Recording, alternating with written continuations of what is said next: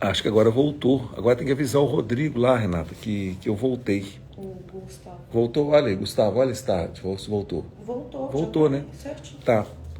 Hoje já tivemos um pequeno problema técnico aqui, já devidamente corrigido. Peço desculpa a todos. Vou pedir ao Gustavo para entrar novamente. Acho que a internet caiu aqui. Eu também me encontro na cidade de Ibiá, mas já mudei para o 4G e agora acho que nós não vamos ter problema, não. Vai ficar mais estável, tá? Então, obrigado aí a todos que estão com a gente, tá? Só mais um momentinho, ó. O Gustavo já está aí de volta. Beleza.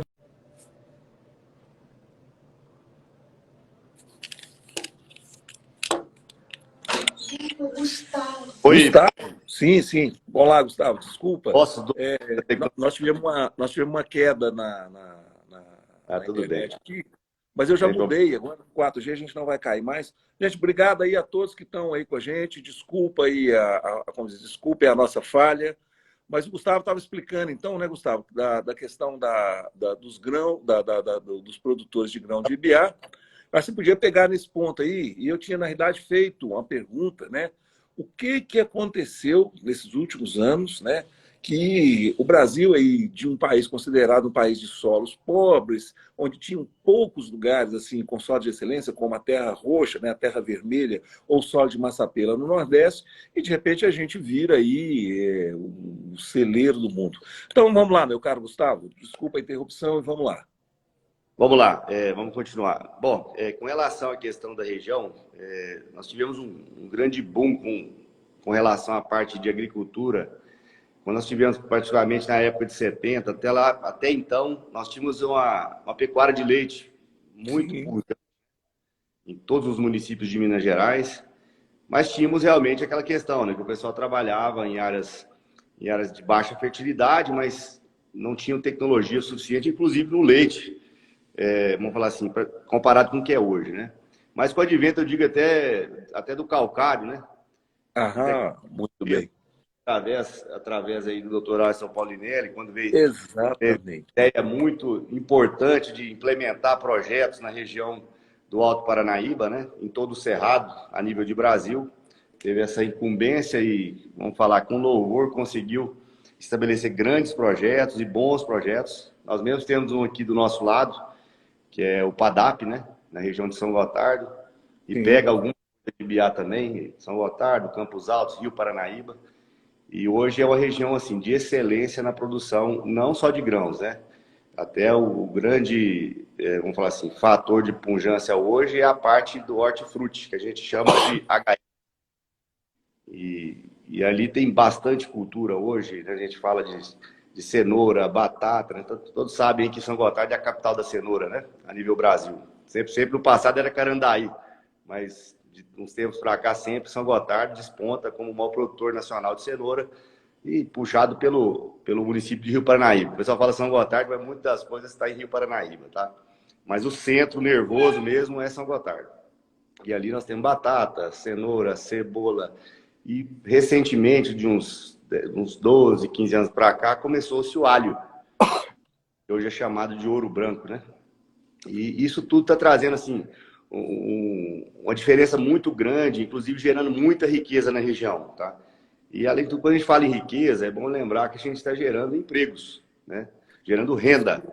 Pois é, isso é uma coisa muito interessante, muito fundamental. Então, vou pegar o seguinte: vejam só o que é a questão do trabalho e do estudo, né? Ou seja, os solos eram solos considerados pobres, os solos de cerrado, praticamente improdutivos, serviam a uma pecuária extensiva, com poucas cabeças de gado por hectare, e que, assim, numa conta bem básica, apenas para a gente ganhar tempo, era, em média, 3 a 4 cabeças por hectare, gerando em torno de 3 bezerros por ano, e que se a gente fizer a conta do ponto de vista de produção de um bezerro, tá, a gente conseguiria, com 1 hectare, tradicionalmente, alimentar 3,8 pessoas um ano. Um ano. Na medida em que se descobriu que esses solos eles eram de baixa fertilidade, porque eram muito ácidos, e que entrou o calcário e se corrigiu a acidez do solo, a coisa realmente foi assim, um milagre. E, assim, Sim. a gente, inclusive, apoia o Dr. Paulinelli para ser Nobel da Paz, inclusive, porque essa tecnologia, essa descoberta, ela está esparramada pelo mundo hoje. Né? E IPA, especificamente de grãos, você consegue aí produzir hoje em torno de 11 toneladas de grão por hectare em 2 culturas ano, que você alimenta quase 100 pessoas. É um negócio incrível, né, Rodrigo? Fora a variedade, como você... Né, Gustavo, meu Deus do céu. Acho que nós vamos ter que ir lá e te Não, rebatizar, viu, Gustavo? Não vai Rodrigo, ter jeito não, viu? o Rodrigo ficou muito na nossa cabeça hoje, eu sei também. Rodrigo hoje, ele tomou conta, ele está vingando, ele não está na live, mas ele está vingando. Mas então, Gustavo, aí você entra com essa questão aí dessa variedade. E outra coisa, não apenas variedade, como, na realidade, a qualidade da produção, né, Gustavo? Eu acho que cada vez hoje você tem um apuro e aí você incrementa o valor, você gera riqueza, fora a questão, e aí você estava tocando muito bem na questão dos empregos. Então, vamos lá. Vamos falar dessa cadeia gigante de emprego que é gerada pelo agro e da qualidade.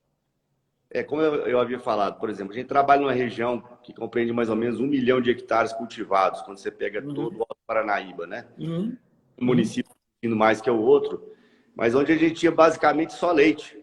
Né? Não que o leite seja um bom negócio, não que o leite não gere emprego, e até hoje ele é importante para a nossa região. Perfeito. Tem outras alternativas hoje, nós dizemos nossa região, até pela condição de clima que nós temos e altitude, nós estamos aí de 900 até 1.200 metros no geral. Então, nós temos uma condição que favorece muito para que a gente seja multicultura. Então, além do leite, hoje nós temos a questão do milho em 2 safras, né? Nós podemos fazer 2 safras também, Sim. como várias outras regiões do país, não só o Mato Grosso e Goiás, mas também nós fazemos aqui no Alto Paranaíba, né? Então, fora a questão também que a gente fala que recentemente eu digo, com menos de 10 anos, o trigo entrou com muita força também, né? Nós sabemos que o Brasil não é autossuficiente em trigo. Ok. Por aqui entra com força também, dando mais alternativa para o cliente numa faixa de plantio e janela de plantio diferente do que é hoje a safrinha de milho, de sorgo, ou às vezes até de outra cultura. Então, a gente pode enumerar, se for contar no dedo, aí nós temos mais de 20 opções. Isso é fantástico. E nós temos que aproveitar cada vez mais de explorar e conseguir realmente tirar o máximo possível da terra. Hoje nós temos tecnologia, nós temos informações para que a gente gere mais renda e, como você havia falado, que a gente gere renda, que a gente gere valor. E com isso, todo mundo tem trabalhado em busca de mais qualidade, para que isso também agregue valor à negociação, agregue valor à produção. Isso tudo é muito bom porque, como eu havia falado desde o início, nós temos a possibilidade de gerar emprego. Né? E quando a gente fala que o cara que está com tecnologia mais, né, a gente vê muito, às vezes, na TV ou qualquer órgão que fala a questão da gente tirar o cara do campo, né, mas ele deixa de trabalhar, às vezes, no enxada, ele está numa colhedeira que vale 2 milhões de reais hoje, né, e ele exige dele uma capacitação, né, e nisso tudo vem tudo agregado. Né? Esse sujeito que está trabalhando com a máquina mais qualificada, ele também está levando informação por tabela para dentro de casa, para dentro da família, para dentro do convívio social. Isso tudo gera valor, riqueza para a região, né? O Rodrigo, e assim, Gustavo, não tem jeito, Gustavo. Infelizmente... Cara de Rodrigo. Infelizmente, eu acho que o Rodrigo... Mas aqui, e é interessante o seguinte, eu queria que você falasse 2 coisas para o pessoal que está ouvindo a gente e vendo a gente aqui. Gustavo, é o seguinte, primeiro ponto você falou aí da questão de mão de obra, da cadeia de empregos e tal, né? Certamente deve ter algum psicólogo aqui nos vendo nesse momento. Aí você vai dizer assim, tem lugar para o psicólogo nessa cadeia de empregos? Primeiro ponto. Olha, nos grandes grupos, em especial na região de São Gotardo, tem sim. Né? Aqui, tem vamos sim, falar não assim, tem? Tem sim. Só que vai aumentando isso aí, né? Vai aumentando a cada vez mais. Porque gestão de pessoal virou fundamental, não virou? Já foi o tempo do cabo da enxada, fala quem pode, manda quem obedece. Concorda? Vai vendo a situação que, se não houver um arranjo produtivo que realmente consiga comportar todo esse desenvolvimento, né, não tem como ficar sustentado, né? Então, sustentável, dizendo. Então, é importante a estrutura toda de RH, sim, virou empresa, a realidade é essa, as fazendas preço, viraram empresa. exatamente. Então, Exatamente. E aí, Gustavo, uma outra coisa importante, obviamente, tem muitas pessoas que estão nos vendo que são afeitas ao agronegócio e outras que não. E a gente sabe daquela história antiga que o sujeito ia lá na enxada e aí ele botava fogo, porque a cinza tinha algum efeito de adubo, mas ali depois de 2, 3 colheitas, a chuva vinha, lavava tudo, o solo ficava completamente exaurido, aí ele ia lá, queimava mais um outro pedaço, aproveitava aquilo ali e tal. O que acontece com o agro hoje? O que é a agricultura de precisão? Vamos falar um pouquinho. Ou seja, termina uma cultura, o solo está erodido, o solo foi corrigido, os mananciais foram invadidos, ou os mananciais estão preservados. Conta para a gente como é que é assim, a estrutura do agro hoje. Graças a Deus, a cada dia que passa, está tirando essa mistificação que tem o agro como um destruidor, um desagregador, né? Pelo contrário, né? O agricultor sempre tem na cabeça de preservar, porque ele precisa muito do solo, ele precisa muito da terra, da água e de que os seus recursos estejam realmente saudáveis. Então, obviamente que todo negócio tem algum transgressor, né? Isso faz parte em qualquer cadeia, Sim. mas eu diria que, vamos dizer, a grande, imensa maioria, quase totalidade do agricultor está muito preocupado em preservar. Está muito preocupado em manter o seu recurso principal, que é a terra, que é o solo, que é a fazenda, para produzir corretamente, né? Pois então, ou seja, o que a gente vê hoje é que depois da primeira ou depois da segunda safra, primeiro, a gente tem solos preservados, não tem praticamente todo o cuidado com a questão da erosão do solo, e a agricultura de precisão propicia uma coisa assim, eu diria quase que mágica, né? Que é você termina a colheita com o solo mais corrigido, mais homogêneo, com maior fixação de nitrogênio e mais fértil. Mas eu não sou especialista nisso aí. Teria eu, meu caro Gustavo, falado uma bobagem grande para os nossos espectadores ou não? Não, não teria não. É que assim, quando a gente fala de agricultura de precisão, está mais ligado à parte de tecnologia, de aplicação, de condução, né? Mas quando a gente fala, vamos falar assim, de manutenção, de tudo mais, eu diria que o plantio direto é vamos falar assim, um grande ganho nosso, que começou no Paraná, lá com o Frank Dix, o pessoal da Batavo, né? E Okay. entendeu pelo Brasil todo, que facilita muito todo o processo, né? E principalmente que a gente interfere menos, vamos dizer, no solo, né? E quanto mais a gente mete grade, né? A gente fala mete grade, passa grade e revolve o solo, a gente fica mais exposto à questão de intempéries, de chuva e tudo mais. Nós estamos trabalhando com a fábrica a céu aberto, né? A realidade é essa. Okay. Então a gente tem que, de certa forma, se prevenir em função de práticas conservacionistas, né? E o plantio direto, aliado a todas as técnicas que são envolvidas nela, nos trazem essa facilidade, essa segurança. Uma outra coisa importante também, a gente falou de geração de emprego, falou de melhoria e cuidado com o solo, falou de melhoria e qualidade na educação, na formação de mão de obra. Existe uma outra mística também, que é o seguinte, como todo negócio, né, e a gente mora num meio tropical que é uma estufa de vida, a gente quer fazer um produto de qualidade e, obviamente, que você tem pragas que incidem sobre a lavoura, né? Ou seja, aquilo ali é comida, né? E não é comida só de ser humano. Então, Sim. todo mundo quer comer e tal. Sim.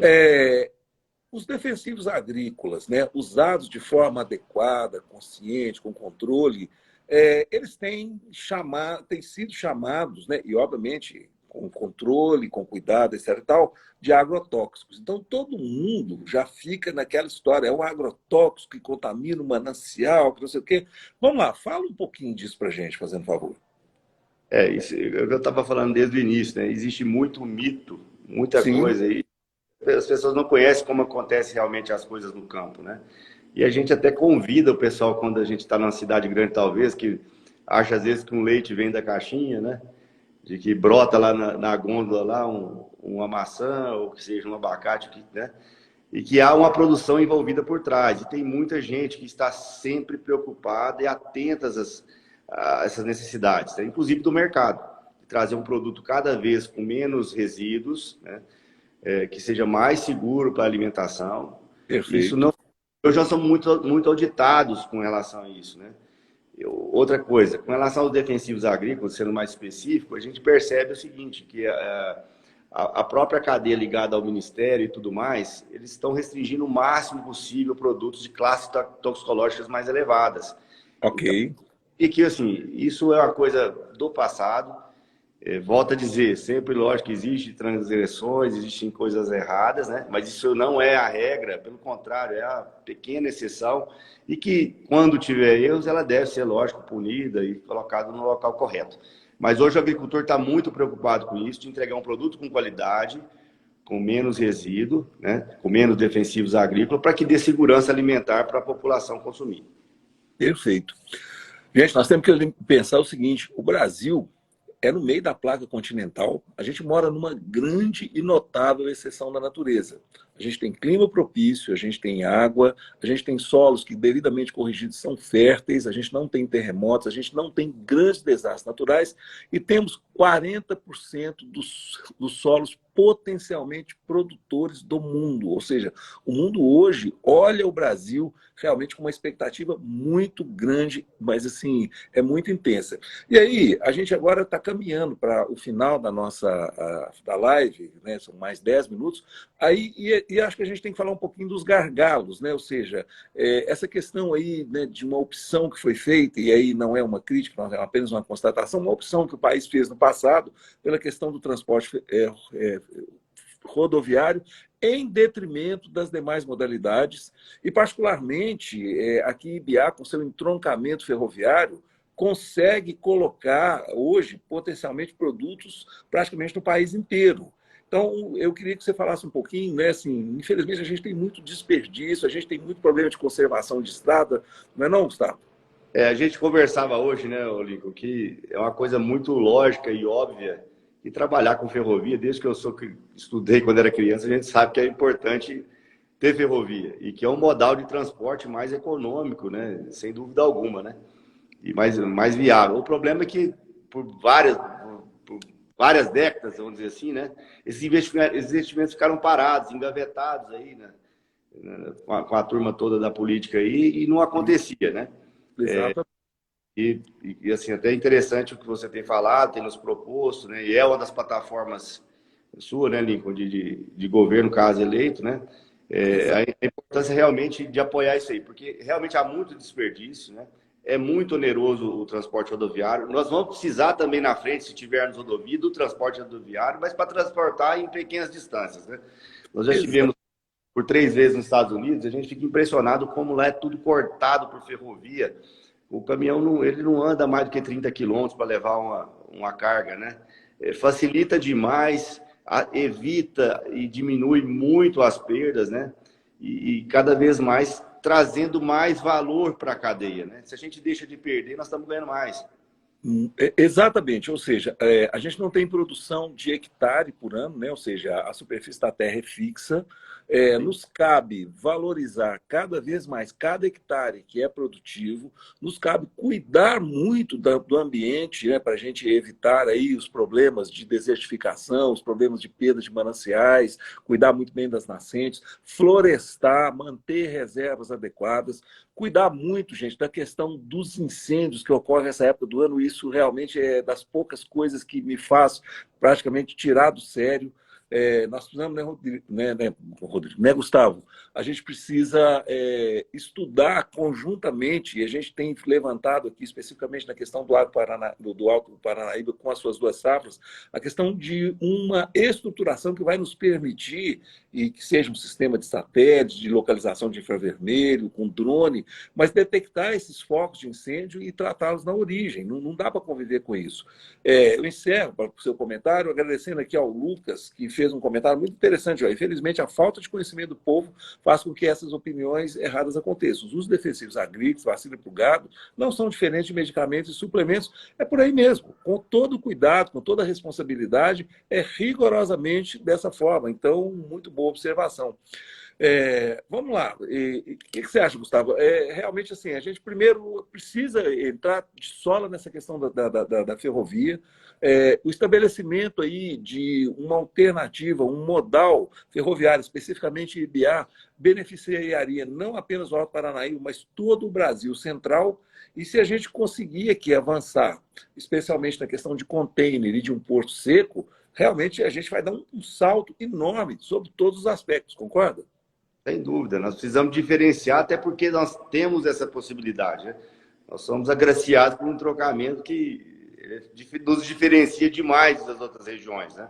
O que falta é Sim. investimento mesmo, cuidado, foco nessa questão, né? Que nós teremos muitos ganhos, inclusive, vamos falar assim, como a gente falou desde o início, né? De gerar riqueza, possibilidades maiores. Nós também entramos muito forte, Lincoln, assim, com a parte de fruticultura, sabe? Ela tende a aumentar muito. A nossa terra fica com um custo muito alto. Nós temos cada vez mais que produzir coisa que gere mais renda, mais valor por hectare. Perfeito. Quando a gente faz safras por ano, isso faz isso para nós também. Mas a tendência é que uma fruticultura comece a ganhar corpo. Mas para isso, aí voltamos no transporte. Nós precisamos estar bem ajustado com todo esse modal de transporte para que a gente tenha levar a qualidade até o consumidor final. Pois é, para quem não acompanha direto a questão do agro, Israel tem 20.500 quilômetros quadrados. Israel tem uma superfície menor do que o estado de Sergipe, que é o menor estado brasileiro, tem 21 mil quilômetros quadrados. E se não bastasse isso, Israel está numa zona deserta, o deserto do Negev. Até muito poucos anos atrás, Israel produzia mais fruta que o Brasil. Ou seja, palmas para os israelenses, né? Mas vamos fazer o nosso dever de casa, né, não, Gustavo? Dúvida. Nós estamos aqui com possibilidades muito mais evidentes, mais fáceis, né? Sem menos restrições que o ambiente nos põe. Porque temos que ter por obrigação ser melhor que eles, na realidade, né? Por obrigação. Exatamente, exatamente. Então, essa alternativa da fruticultura, assim, envolve a questão de mão de obra, envolve toda a cadeia de mão de obra. E, gente, a gente está falando, igual, por exemplo, Gustavo nos disse, uma colheitadeira hoje, na faixa de 2 milhões de reais, ela tem um GPS, mais, né? Ela faz todo o trabalho e, na realidade, ela, por si só, ela gera uma cadeia de empregos e de educação que é gigante, né, Rodrigo? Assim, sim. I'm sorry. Tranquilo, sem problema. Né, Gustavo? É impressionante, assim, e precisa de pessoas para fazer manutenção, precisa de pessoas para trabalhar na estruturação. Quem conhece o Alto Paranaíba é uma região cheia de enormes silos. Então, imagina a quantidade de pessoas envolvidas na produção, no transporte, na montagem e na manutenção desses silos. Então, Gustavo, realmente é uma cadeia, assim, um círculo altamente positivo, né? Eu pediria até, Lincoln, aproveitando assim, sendo eleito, né? Nos ajudar, assim, para a gente poder trazer mais agroindústrias para cá, sabe? Para a gente poder agregar valor, né? Gerar emprego. Perfeito. O processo nosso, né? Seja uma granja, seja um matador, um batedouro de aves, de suínos. Como nós temos bastante milho e soja, né? Isso nos auxiliaria bastante, né? Inclusive para dar o destino final mais próximo. É só lembrar que o maior exportador mundial de café fino, de alta qualidade, é a Alemanha. Aí vem a pergunta, quantos pés de café tem a Alemanha, Gustavo? 0. Talvez num vaso de bonsai. Talvez num vaso de bonsai. Ou seja, seguramente café do Alto Paranaíba, café do Sul de Minas, café do Cerrado, deve estar, nesse momento, sendo exportado, né, em coco, né, praticamente in natura, para ser processado na Alemanha, para sair como o supra-sumo do café, etc. e tal, vendido por 3, 4, 5, igual eu escutei outro dia. Assim, você pode colocar aí 1 quilo desse café fino a R$200, você vai achar quem paga. O cara não vai tomar todo dia, mas ele quer ter aquilo lá para ele degustar um dia, né? Então, é exatamente esse o ponto. É criar esse círculo virtuoso de pessoas que têm que ser... tem que receber treinamento e conhecimento. Ao receber treinamento e conhecimento, é como subir um degrau, você passa a enxergar outras realidades, outros desafios.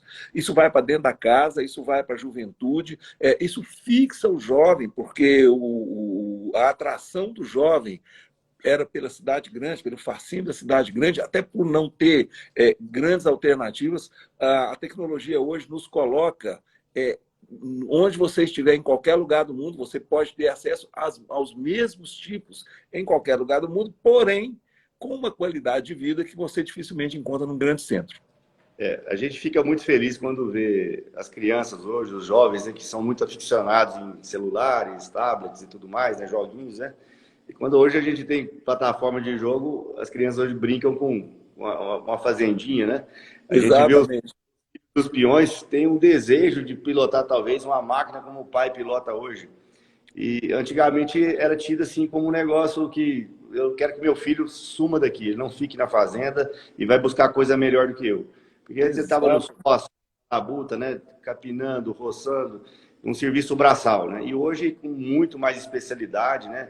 O jovem, a criança, ela vê aquela possibilidade eminente de poder pilotar uma máquina e ter acesso a uma tecnologia que é realmente interessante e importante. Ou seja, nessa minha militância aí do Andarilho da Saúde, né, enquanto médico, enquanto presidente da Associação Médica Brasileira e da Associação Médica do Continente, acabei indo parar em fóruns internacionais, onde, num certo momento, eu vi o seguinte, que o Alto Paranaíba é o sonho de consumo de quem mora na Ásia. Aqui nós temos espaço, aqui nós temos clima bom, aqui nós temos fartura, aqui nós temos solos bons, ou seja, o que a pessoa está aqui, eventualmente, achando, nossa, que lugar, se você está no paraíso e não sabe. Meu caro Sim, Gustavo, sim. nós estamos chegando no final da nossa live, só temos que agradecer demais quem esteve com a gente esse tempo todo. Gostaria que você fizesse aí as suas considerações finais para a gente encerrar. Então, pessoal, a gente agradece a presença de todos, né, que nos escutaram durante esse período de tempo aí, e dizer assim que o agronegócio sempre está buscando novas alternativas, né? Volto a falar de agregar valor, gerar renda e melhor qualidade de vida a todos que estão inseridos no campo, tá? E lembrar que nós somos, sem dúvida alguma, um setor que preserva, é um setor que gera divisas e que a gente possa cada vez mais desmistificar isso aí, né, principalmente nas cidades grandes, e o pessoal que não entende o que é realmente, o quanto é envolvido em valor, o quanto o pessoal se empenha em fazer cada vez melhor. Tá, pessoal? Nós estamos firmes aqui na região do Alto Paranaíba e não tenho dúvida que pelo Brasil todo tem outros Gustavos, outros produtores, outros que estão fazendo o dever de casa com maestria, tá? Meu caro Gustavo, muito obrigado, né? E, de fato, gente, é isso aí. O agro é uma grande força que o Brasil tem, vai ser cada vez mais importante nos próximos anos. Cada fazenda, né, preserva 20% da sua área, então o maior parque nacional de preservação no Brasil, que usa cerca de 16% da sua área apenas no agro, são as fazendas, tá?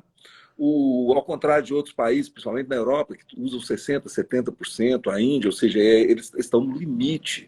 Nós temos fronteira agrícola, como eu falei, que realmente é uma coisa assim, extraordinária. E para encerrar, né? Só consideração aqui, só Sim, por aproveita. favor. É importante que a gente esteja compenetrado, eu sei que cada um tem suas opiniões políticas, né? Mas pela primeira vez nós temos um presidente que fala bem do agronegócio e que quer que realmente o negócio dê certo, né? Então, eu acho que a gente tem que ter compenetrado isso aí, pensar, independente de qual foi a opção política, mas pensar em candidatos que também joguem pelo lado do agronegócio e não coloquem nós como deturpadores da natureza, e sim pessoas que estão preocupadas em preservar. E isso é uma realidade porque nós preservamos 66% do nosso território nacional está tomado por florestas ou matas. Então, não tem por que falar. Hoje nós usamos só em torno de 8% do nosso território para agricultura. É muito pouco, mais um tanto para pastagem. Né? Nós não podemos levar esse crivo, essa chancela, que nós somos um transgressor, um deturpador da natureza. Pelo contrário, nós somos amigos da natureza.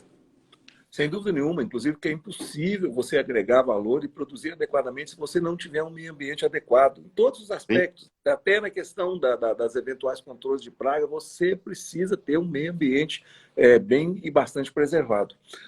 Bom, gente, hoje eu não vou esquecer do desafio, tá? A cidade palíndrome, a outra que não foi falada, é Mutum, tá? Curiosamente, o Gabriel, que acertou semana passada, ele falou a mais difícil, né, que é a caiaca, que tem mais letras, mas hoje está aí. Vou pedir, mais uma vez, 1 milhão de desculpas pelo Gustavo, né, que praticamente nem sabe, nessa altura do campeonato, mais se ele chama realmente Gustavo Rodrigo, tamanha a confusão que eu aprontei. Dizer que foi um prazer muito grande, que eu acho que realmente é bastante esclarecedor. O nosso tempo ele é um tempo restrito, a gente não pretende aqui esgotar o assunto. Aliás, é um assunto que ele é dinâmico, né, com esses investimentos em ferrovias, com a necessidade de novos traçados, com a chegada de novas tecnologias, até novas culturas, como Gustavo muito bem disse, a questão da fruticultura. A gente vai ter, sem dúvida nenhuma, muitas soluções e outros desafios. É isso aí, gente. Muito obrigado a todos. Dr. Lincoln Ferreira, candidato a deputado federal, Andarilho da Saúde e do Agronegócio, 5131. Vamos levar esse conhecimento com que o Gustavo nos brindou aqui hoje, com que todo mundo aqui participou para dentro do parlamento. Vamos qualificar a discussão dentro do parlamento. Vamos assegurar a nossa segurança alimentar enquanto cidadãos e, sobretudo, assegurar que esse gigantesco patrimônio, né, no qual nós tivemos a honra, o prazer de nos acolher como solo pátrio, chamado Brasil, né, seja muito bem aproveitado, gerando riqueza, gerando fartura, gerando boa qualidade de vida para nós que somos seus filhos. Gente, muito obrigado a todos. Gustavo, mais uma vez, muitíssimo obrigado, tá? Muito obrigado a todos. E semana que vem, gente, tem mais. Eu os aguardo. Até lá. Tchau. Boa noite para todos, tá?